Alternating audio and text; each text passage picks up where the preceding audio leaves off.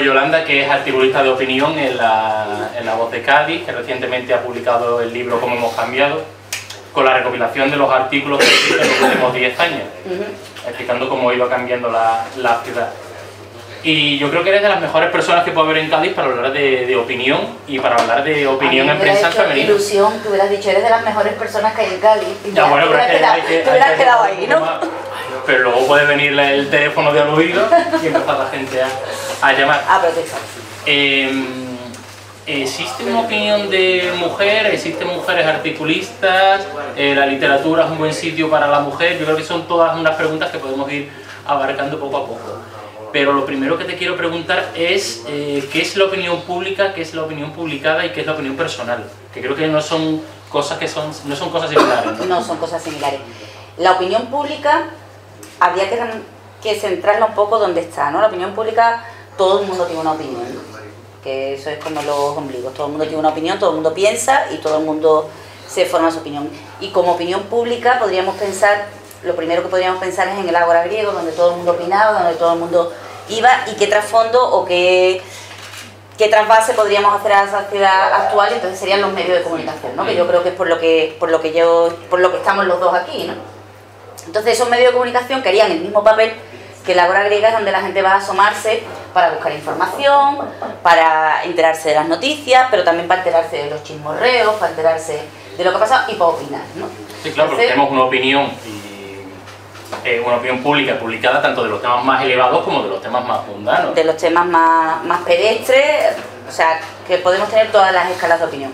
Y efectivamente es en los medios de comunicación donde la gente opina. Ahora bien, una cosa es la opinión que tiene cada uno y otra cosa es lo que es el concepto de opinión pública. El concepto de opinión pública, voy a ilustrar a los jóvenes, porque los mayores ya lo sabéis, el concepto de opinión pública es una cosa que surge con la ilustración y con la idea de formar a la ciudadanía. No hay duda que el concepto de opinión en general es lo más alto dentro de la democracia, ¿no? Democráticamente todos tenemos una opinión y es un concepto de ciudadanía. Ahora, la opinión pública surge ya como un paso más, ¿no? No se trata...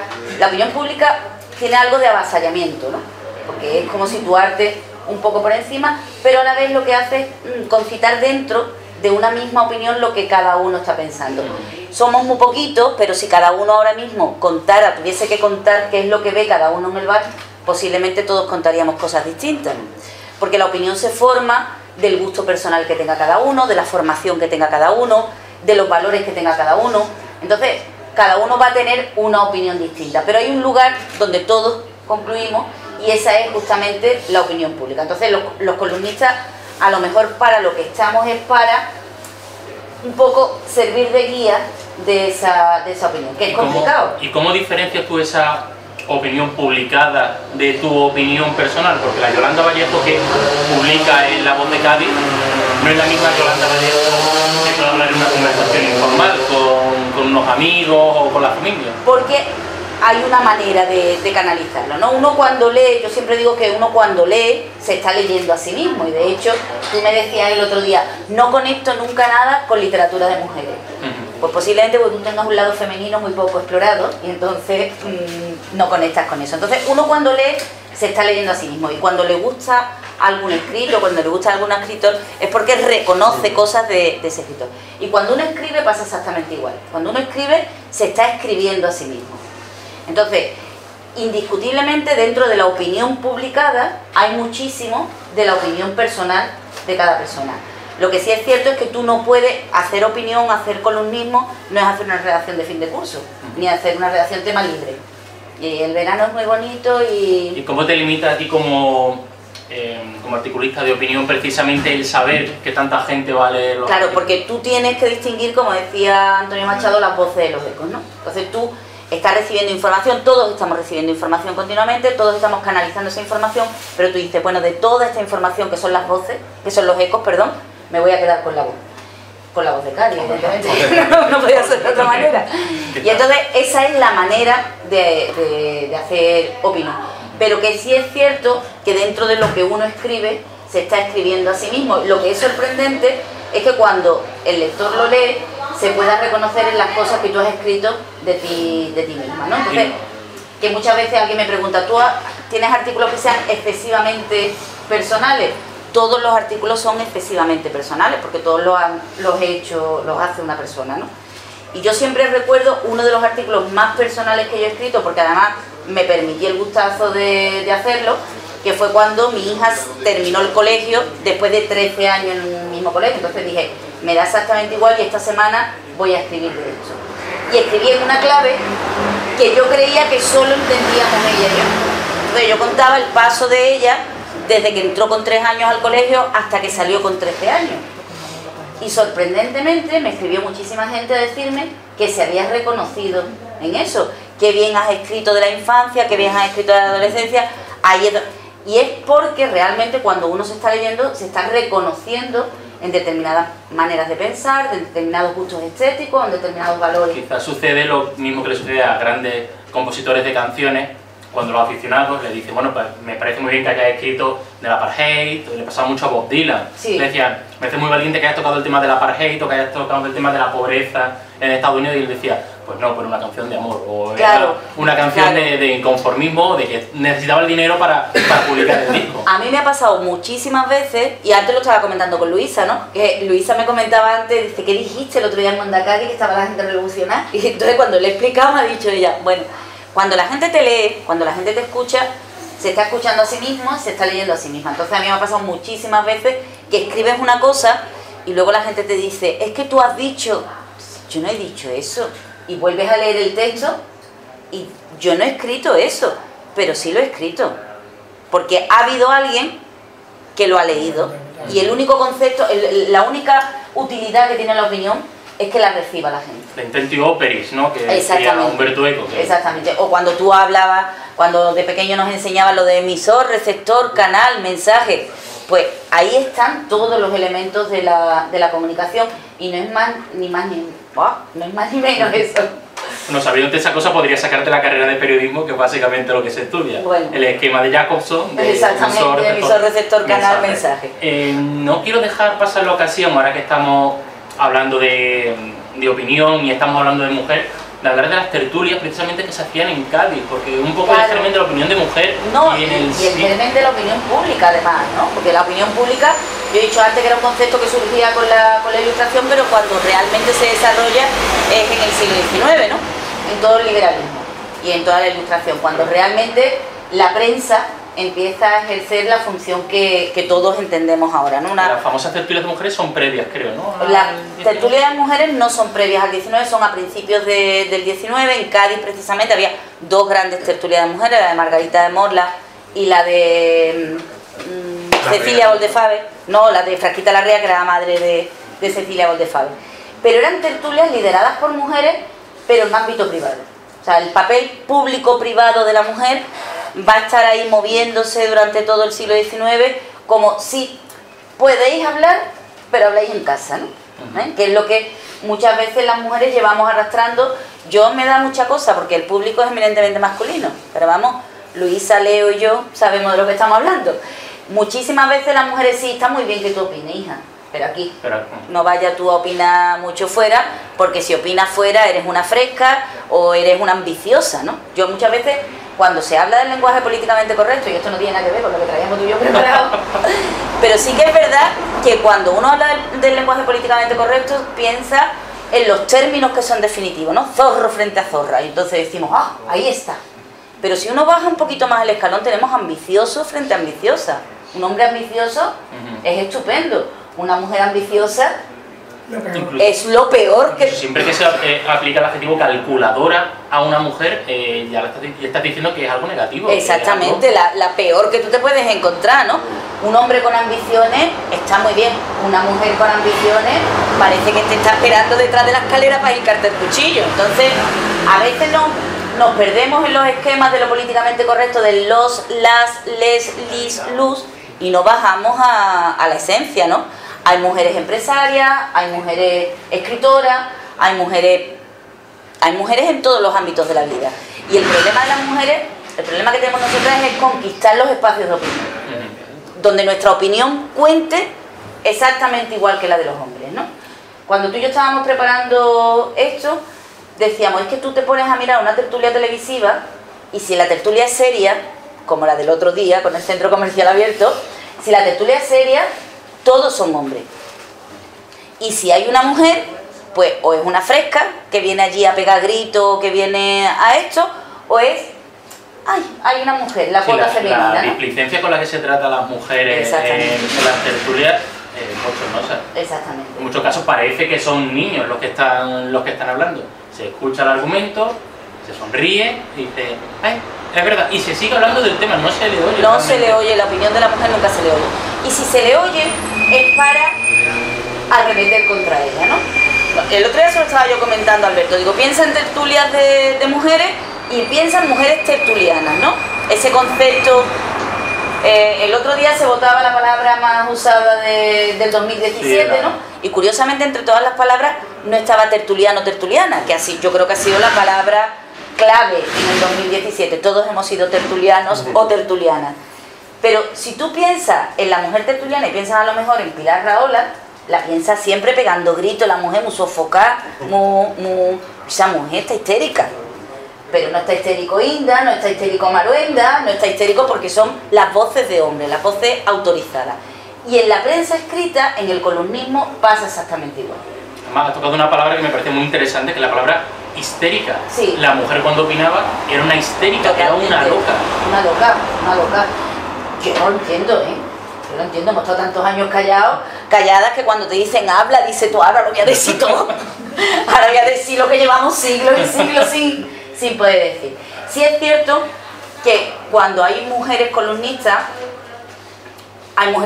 por derecho, ¿no? Igual que cuando una mujer conquista un espacio de opinión o conquista un puesto directivo, lo conquista con tanto esfuerzo que tiene 100% ganado el terreno, ¿no? Porque a lo largo de la historia es verdad que ha habido muchas mujeres columnistas. Se llama, haciendo ese pequeño recorrido histórico que hemos empezado con las tertulias, cuando las mujeres empiezan a publicar en prensa, lo hacen con seudónimos masculinos. Lo hacen con seudónimos masculinos. ¿No se atreven a firmar como mujer? No. ¿Por qué sucede eso? Pues mira, te puedes retrotraer hasta el 18, que era un poco también lo que tú quizás querías decir antes con lo de las tertulias.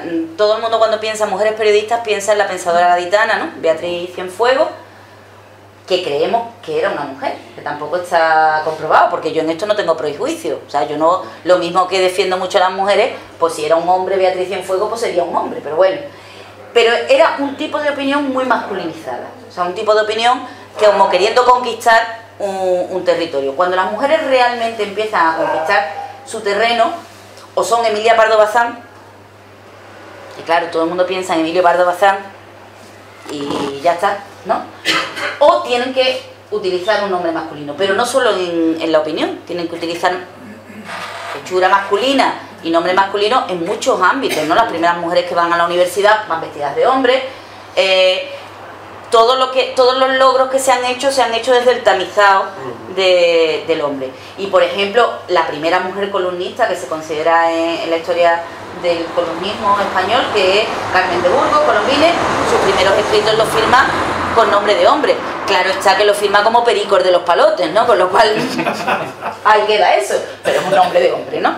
Hasta que empiezan a conquistar terreno. Sí es cierto que la mujer empieza a cobrar terreno dentro de lo que es la opinión escrita y lo que es el columnismo en el siglo XX, ¿no? Quizás también en paralelo al inicio de publicaciones más enfocadas. Exactamente, bueno, finales del 19 empieza toda la prensa ilustrada, la moda española, la moda elegante, que son tipos de publicaciones donde es normal que la mujer escriba. Escribe de patrones, escribe de ropa para ir al campo y todas esas cosas, o de comida. Era, pues las mujeres para lo que estábamos era eso, para vestirnos y no tanto para comer, sino para dar de comer, que es una cosa que siempre me ha molestado mucho, porque tiene que escribir recetas de cocina, escriba usted lo bien que ha comido, ¿no? Claro. Pero bueno, entonces después de esa prensa que a finales del siglo XIX va enfocada ya a la mujer, el siglo XX yo creo que es el siglo de las grandes conquistas para las mujeres en todos los terrenos, y también los en Europa, por ejemplo, en América y en Europa las grandes columnistas se forman en el siglo XX, pero en España tenemos el gran problema de la guerra civil, ¿no? Claro, llega la guerra civil y todos los avances sociales y todo el proceso de conquista de la mujer del espacio público se viene abajo drásticamente con con la nueva moral que quieren imponer. Exactamente. De hecho, para poder escribir en un periódico, la mujer tenía que ser periodista, ¿no? Y la única formación, la única institución que te daba el título de periodista era la Escuela de Periodistas que había en Madrid, y para entrar había que tener el carnet de la Falange. Con lo cual, todas esas mujeres que en la República habían avanzado tanto en tantos terrenos, en el terreno de la prensa, en el terreno político, en el terreno económico, esas mujeres se ven atrás porque tienen que tener ese carnet, que es el que les facilita, y entonces empieza a ganar terreno otra vez el papel de la mujer columnista o la mujer periodista, pues dedicada a eso. Por no olvidar que eran mujeres que fueron consideradas peligrosas cuando llega el régimen del 36, echa la vista atrás y dice, bueno, aquí quien estaba publicando en los años 20 y en los años 30, pues son sospechosas de anarquistas, de socialistas, todo. Casi de brujas, no las podían quemar por brujas porque ya no existía la Inquisición, se había abolido pocos años antes. Se había abolido pocos años. En el último tercio del siglo XIX. Pero sí es cierto que, hombre, claro, eran sospechosas. Tú date cuenta que ya en el siglo XVIII se decía que las mujeres que leían eran peligrosas, ¿no? Porque alcanzaban una formación. Las que escribían ya era peor todavía. Luisa, ¿tú nos pones una cervecita, Andrea? Fíjate, me estoy acordando del caso, cuando dice eso, igual ya me estoy retrocediendo un poco, el caso de Santa Teresa. Claro. Que tiene que escribir mal, que muchas veces lo que... Hay escritos suyos que parecen simplezas, precisamente porque tenía que rebajar su estilo para no llamar la atención. Exactamente, pues no porque... Pero eso es así, ¿no? Incluso cuando tú hablas de... yo tengo amigos que me han dicho, mira, me han dicho, amigos míos, me han dicho que tú escribes muy bien, yo lo que pasa es que no te leo, porque yo a mujeres no las leo. O sea, ya es como un paradigma previo, y es cierto, ¿no? El leer una mujer, ¿qué opinión es la que te va a dar la mujer? Porque estamos muy condicionados también por la historia. Y después de la dictadura, o sea, durante la dictadura, el papel de la mujer que opina va dedicado a eso, ¿no? Bueno, tenemos el papel que te quería preguntar de Elena Francis, Elena Francis, por ejemplo, ¿no? Cuando la mujer conquista terrenos de opinión que ya van, muchas gracias, que ya van más allá de lo que es la prensa escrita o que pasarían a las radios, entran los consultorios femeninos. La mujer puede opinar, pero puede opinar de lo que tienen que opinar las mujeres, ¿no? Como recibir al marido en casa.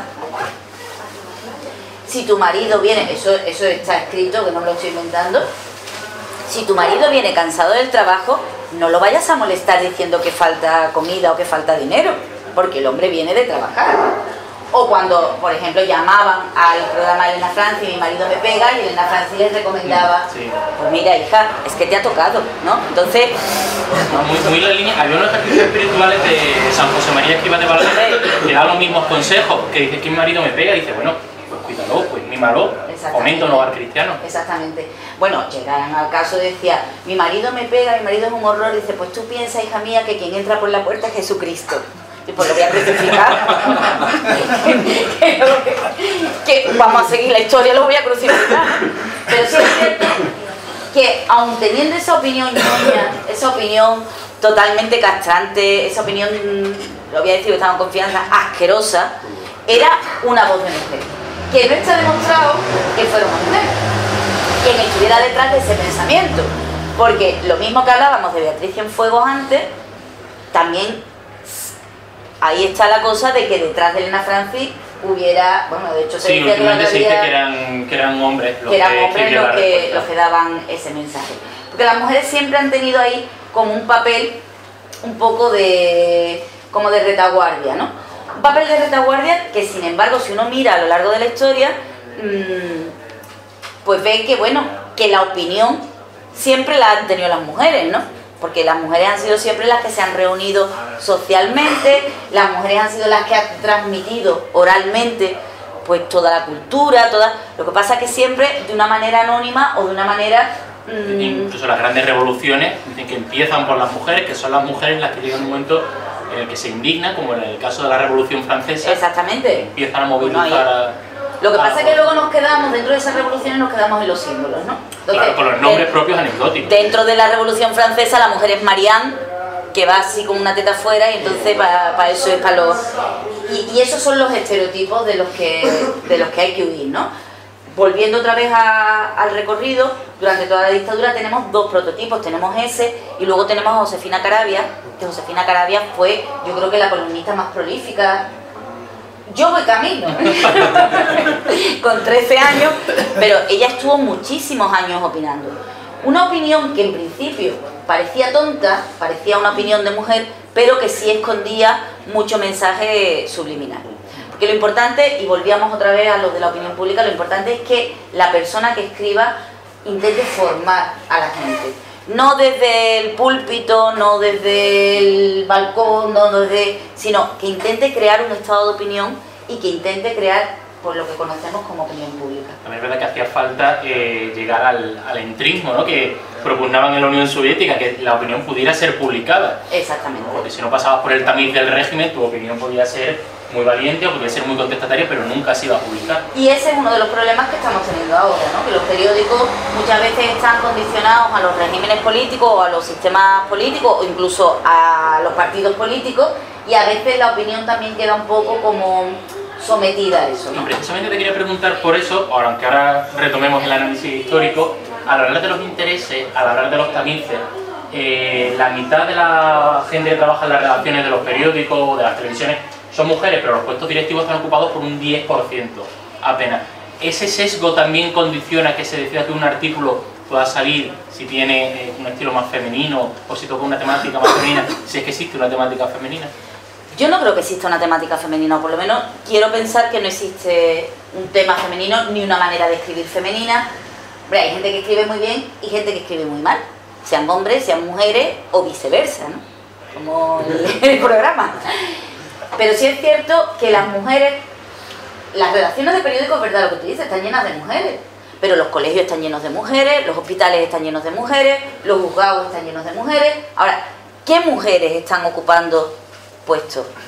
Muy poco. Apenas un 10%, según el informe de la Asociación de la Prensa. Y dentro de lo que es la infraestructura de un periódico, los columnistas somos aparte. Que los columnistas no formamos parte de la redacción, sino que los columnistas somos siempre gente que colabora con el periódico por distintas circunstancias. Sí, generalmente porque lo decide la dirección.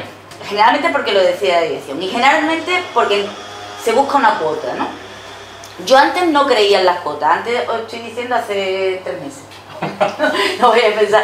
Yo nunca he creído en las cuotas, porque yo decía, si hay 8 tontos, ¿por qué 4 vamos a tener que ser mujeres? Si son 8 tíos, porque sean 8 tontos, ¿no? Nunca creía en las cuotas, pero cada vez me estoy dando cuenta que son necesarias. Son necesarias porque si no hay esa representación de mujer, vamos a seguir la misma estela que teníamos. Cuando hablamos de mujeres políticas nos pasa exactamente igual que con las mujeres tertulianas, ¿no? Por lo que decíamos antes, la mujer política o es, con todo mi respeto, un bicho que tú dices, cuidado, o es Inés Arrimada, que es guapísima y que es monísima y que a todos nos encanta y que va a ser presidenta del gobierno porque la va a apoyar Iceta. Presidenta de la Generalitat, de la ¿no? Generalitat, yo también. Bueno, del gobierno de la República Catalana, si la cosa se descontrola. Pero siempre, ¿no? Y en los debates y en las intervenciones en el Parlamento catalán y demás, siempre cuando sale Inés Arrimada, es que es muy mona. Es que ella dice las cosas muy bien, ella no grita, ella no... Y las de la CUP eran todas unas feas.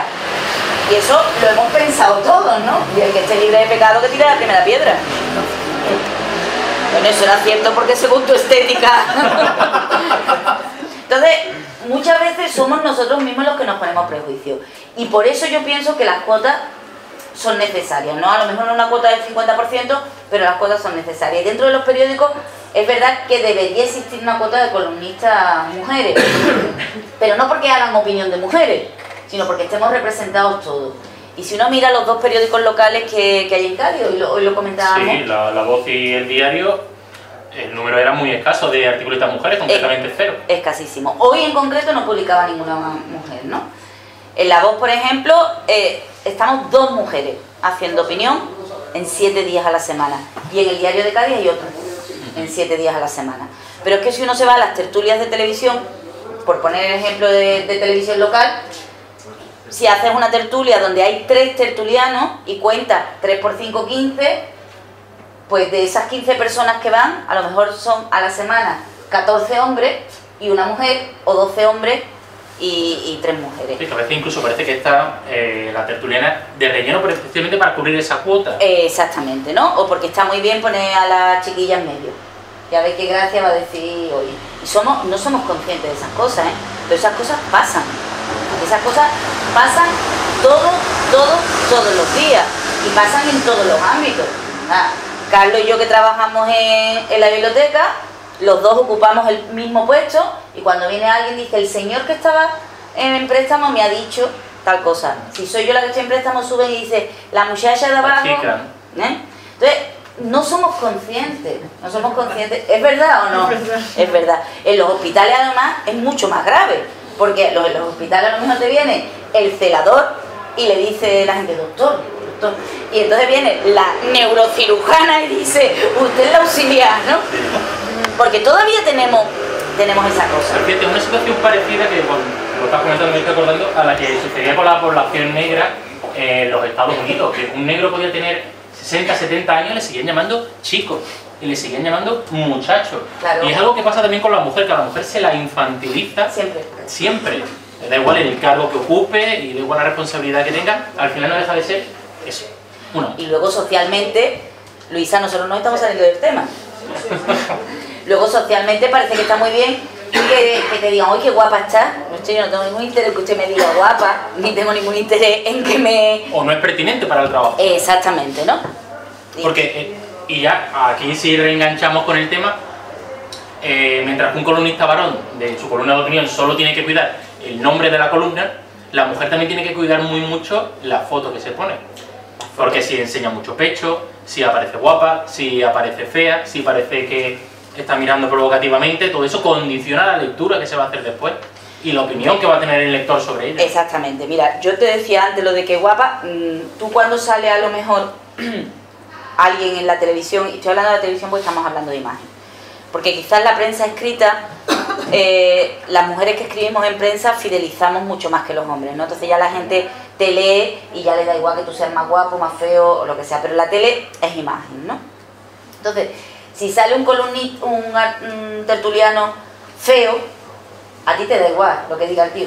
Como la mujer que salga opinando sea fea, entonces ya es cuando nos ensañamos de esa manera. Y lo que tú decías es cierto, la mujer no solo se nos exige, es como lo de la mujer del César, no solo tiene que ser buena, sino además parecerlo, porque si no... Y se dan los dos extremos. Los dos extremos. La mujer mona es mona, pero la mujer fea es buena opinando, ¿eh? Claro, cuanto más fea es, más razón parece que tiene. Claro. Pasa mucho en el campo de la ciencia. O sea, las mujeres científicas no pensad todos en una mujer científica. La mujer está allí, la pobre metida, no tiene vida, no tiene hijos, no se ha tomado una cerveza nunca porque está siempre pendiente del microscopio como chiquito de la calzada, que te voy a mirar por aquí, ¿no? Sí, te imaginas el típico personaje que sacan en televisión con gafas, asocial, algo torpe y que, como decían las películas americanas, nunca ha besado a un chico. Con el agravante que nunca le diríamos a un hombre: está amargada, por supuesto. ¿A que sí? Una mujer amargada. Por eso se dedica a la ciencia.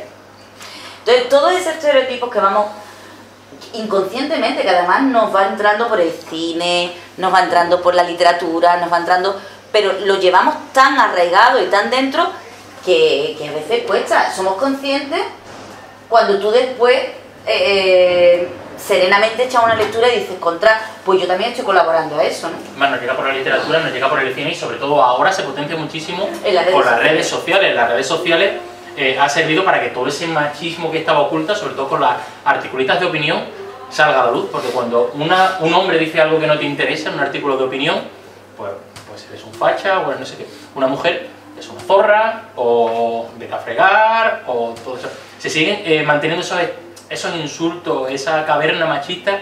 Mira, en las redes sociales, ahora precisamente que estamos más avanzados. Ahora que estamos más avanzados, pero primero habría que hablar también un poco de un repunte de violencia de género cotidiana, ¿no? De la violencia...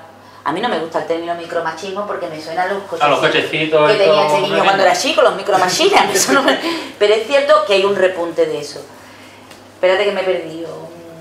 Sí, estamos hablando de cómo la mujer cuando opina en redes sociales y su opinión pues no le gusta a algunos, se recurren a los adjetivos de siempre. A los adjetivos de siempre, porque además son los... Zorra, No, pero lo que yo quería comentar, cuando el día este del proceso, que ya ni nos acordamos, pero ha pasado, entrevistaron a Ada Colau, después de tener una entrevista bastante seria, bastante profunda, sobre lo que estaba pasando, cuando ya iba terminando la entrevista, y esto no es literatura, esto es cierto y está ahí, le dijo el periodista: alcaldesa, no la entretengo más, que sus hijos la están esperando.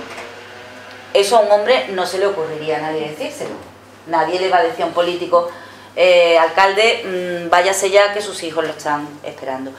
Forma parte de ese paternalismo que tú decías antes, de ese infantilismo, que además se ve muy acusado en las redes sociales, porque si antes decíamos al principio de la charla que opiniones tenemos todos, en el momento que nos han dado el instrumento de las redes sociales es que nos hemos convertido en los propios enemigos de... Se ha convertido en un Mad Max de la opinión. Porque si antes había espacios para la opinión, donde nos juntábamos, nos veíamos las caras y demás, el verte la cara corta un poco, pero cuando tú no le estás viendo la cara, el dedo se calienta muchísimo más que la lengua. Entonces, habrá que ver un poco, porque estamos ahora mismo en pleno auge. Bueno, ya hay gente inteligente que se ha salido de las redes sociales. Yo, por ejemplo, todavía estoy cautiva de ellas, creo que me saldré en breve, pero sí es cierto que las redes sociales te dan como una potestad de opinar, una potestad de hablar de los demás y sobre todo una potestad de insultar a los demás. Y sí es cierto lo que tú dices, cuando hay un hombre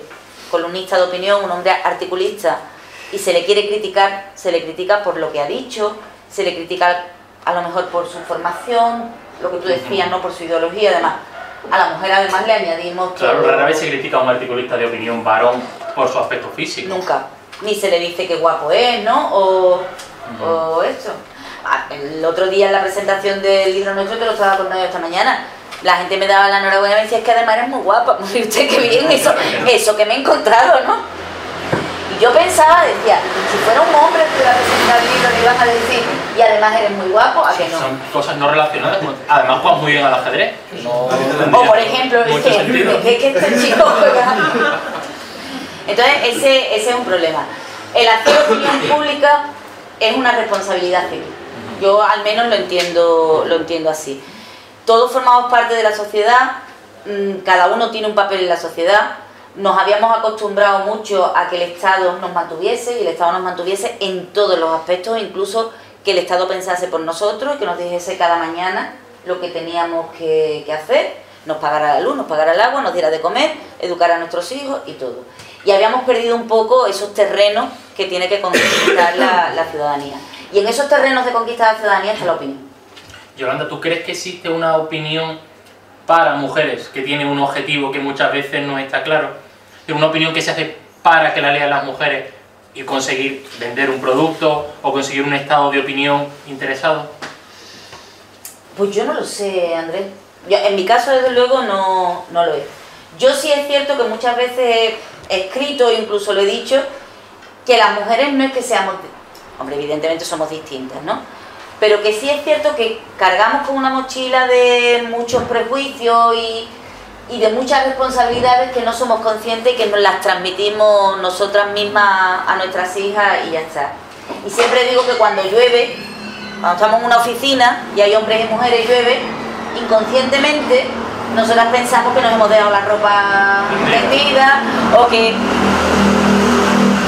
Y no es culpa nuestra, o sea, no es culpa nuestra. A veces tú te sientes mal y dices, ¿y por qué, no? O por ejemplo... Ese sano ejercicio que yo recomiendo a todas las mujeres es que vean las pelusas pasar por... Como en las películas del oeste. Como en las películas del oeste. No pasa absolutamente nada. Porque si a mi pareja no le inmuta, porque me tiene que inmutar a mí. ¿Qué carga genética tengo que me hace que las camas deshechas me den urticaria, no? Perdona que te porque una amiga mía decía... mi marido se sienta a ver la película y yo me siento a ver la película y miro para arriba. Hay que cambiar la cortina, hay que limpiar la mesa, tengo que pintar, hay que pintar. Luego nos dijeron que eso se llamaba multitasking, que era que éramos capaces de hacer varias cosas. No, mire usted, esto es un engañador. Yo no hago eso, Pues tú eres muy femenino, Alberto. Pero es cierto, porque tenemos que cargar con eso. Y no somos nada conscientes. Que para eso está la opinión. Tú decías antes si existía una opinión de mujeres o una opinión de hombres. Yo espero que no exista. O sea, es que desde los campos del feminismo se dice que realmente sí existe una opinión masculina, lo que pasa es que estamos tan masculinizados en la sociedad que no la vemos. Pero vemos las pequeñas dosis de machismo, la palabra esta de micromachismo, que se van colando en cada artículo de opinión, aunque estés hablando del Madrid-Barça, estés hablando de las elecciones en Cataluña o de las lunas de Saturno. Se cuelan, exactamente, se cuelan absolutamente en todo, hasta en el lenguaje cotidiano, ¿no? Y no nos damos cuenta.